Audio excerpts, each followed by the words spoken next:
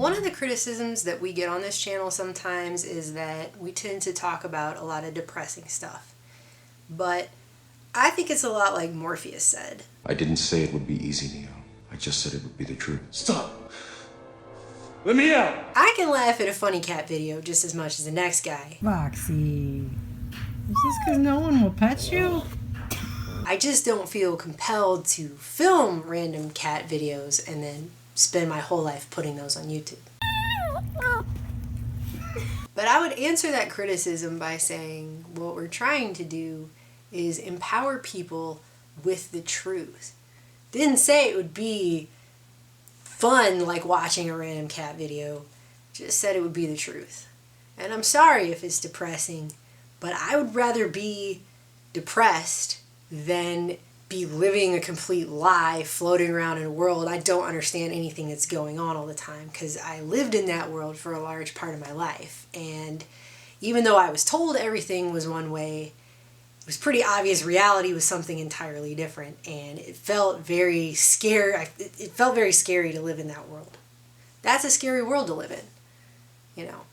So that is what I try to do. Why am I trying to do that? The reality that I lived in after 9/11 was the government loves you, random terror is everywhere and kills without rhyme or reason, mainstream science knows best, the mainstream media always tells us the truth without too much of an agenda. Alert now, because this is really scary. Last Thursday, in an attempt to talk about the context for the current turmoil in the Middle East, we showed a series of maps of the changing geography in that region.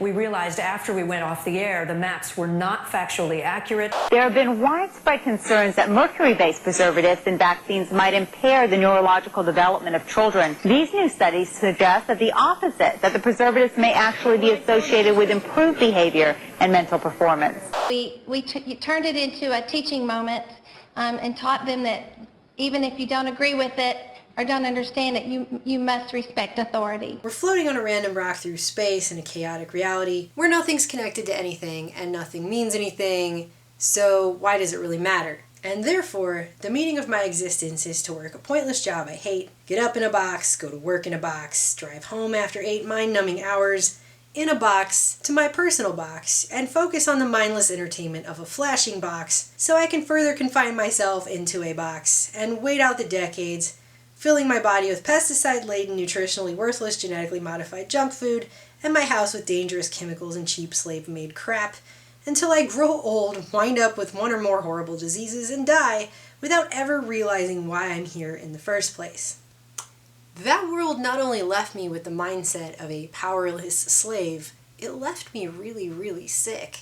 By age 30, I'd been diagnosed with quite a few sicknesses that required multiple pharmaceutical concoctions just so I could prop myself up every day and make it through a day to the next horrible day.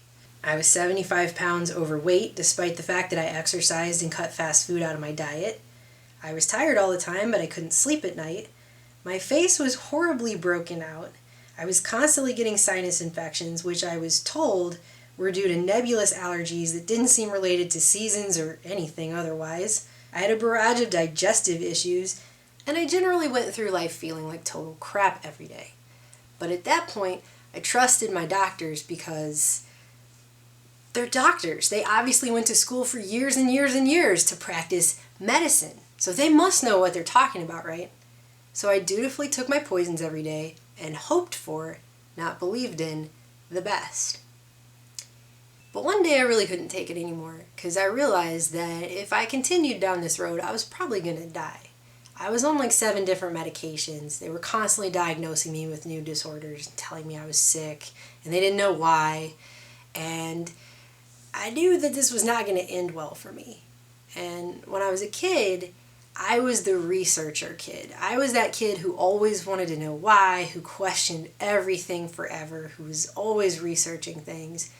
You know, before they kill that part of every kid sometime in school, and they tell you that lie that everything's already been discovered, so there's no mysteries left to life. I like to be an explorer, like the great Magellan. Oh, well, you're too late. There's really nothing left to explore. I decided to turn that on myself, to try and figure out what was wrong with me, so that I didn't die young, because that's pretty much what I felt like was about to happen to me if this continued. I was not really living. I was half dead. I learned about the dangers of processed, unnatural, chemical-filled foods instead of just assuming that if a big, long, 6-syllable scientific word is allowed on a food label, it must be safe to eat. How did they decide what a mozzarella cheese type flavor is? Oh, this has aluminum in it. I taught myself about the very real dangers of genetically modified diets, the least of which is the known carcinogenic and estrogen-mimicking pesticides they use to grow them. I figured out that GRAS, or generally recognized as safe, is pretty well a meaningless phrase, and that the Delaney clause that keeps cancer-causing agents out of our food was amended by a guy who was once a lobbyist and vice president for Monsanto, and yet somehow was able to rise to become our FDA food safety czar, to interpret it so that small amounts of carcinogens are now perfectly allowable in our food. Like there's really just no such thing as an accumulative effect of eating small amounts of carcinogens every single day for your entire life.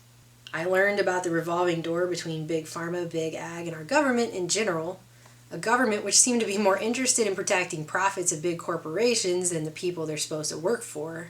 The more I read, the more my screwed up body began to make sense. Actually, the more a lot of things started to make sense in my life in general. I started to finally understand what was wrong with me. I switched to an organic diet as much as possible. I cut out all gluten because, first of all, every single time I ate this stuff, it made me feel nasty afterwards with horrible stomach issues. But then I did some research and I actually found out that 99% of the wheat in America is doused with known carcinogenic glyphosate right before it's harvested. After that, my weight started to fall off. My face cleared up. All of my disorders and diseases magically vanished. Strangely enough, I haven't gotten a sinus infection or bronchitis in about 5 years now. And I wonder sometimes what would have happened to me if I had never done that. If I just kept eating the way I was eating and doing the things I was doing and living inside of that box the way that I was living. You know, which is a really unhappy place to be for most people. I mean, you sit in front of a television all day long, it programs you what to think about yourself, your position in life.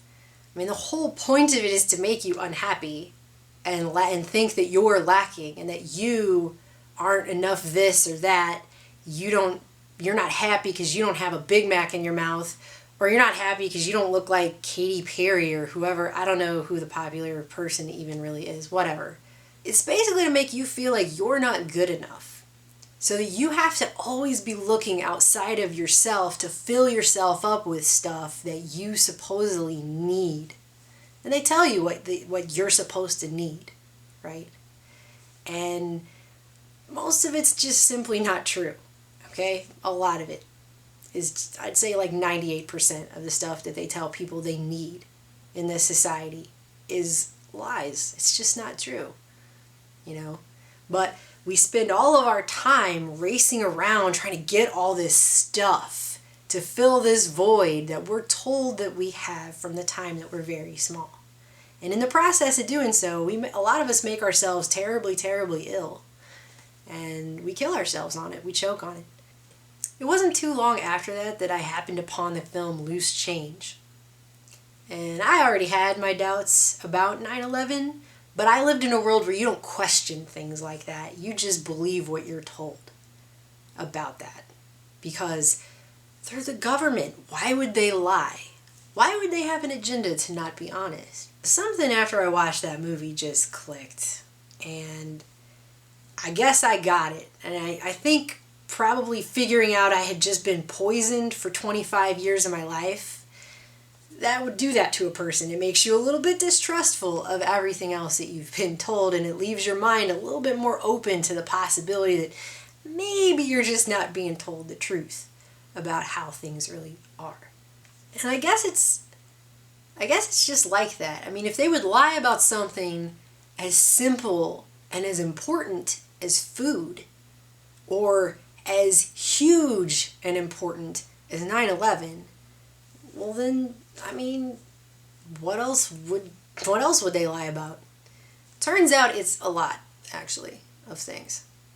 It's now been 6 years since all of this stuff happened, and every single day I'm still learning new things and figuring things out, and I'm still shocked by some of the stuff that I read and come across.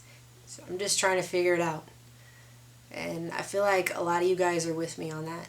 You're just trying to figure it out too. So that is why.